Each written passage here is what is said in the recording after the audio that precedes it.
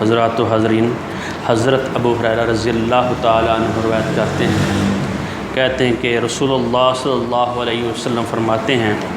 مجتمع قوم فی بیت من بیوت اللہ، کچھ لوگ اگر اللہ تعالیٰ کے گھروں میں سے کسی ایک گھر میں بیٹھ جائیں اور یتلون کتاب اللہ،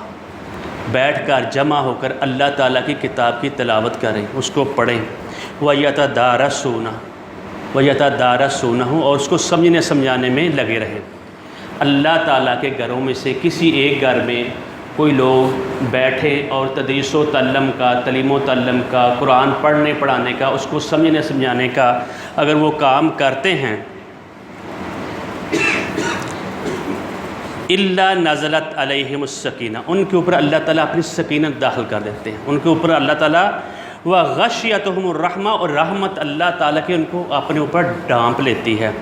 جو لوگ پڑھنے پڑھانے کا کام کرتے ہیں، تدریس کرتے ہیں قرآن پاک کی اللہ کے گھروں میں بیٹھ کر، اور وہ ان کے اوپر اللہ تعالیٰ سکینت بھی داخل کرتے ہیں، ان کو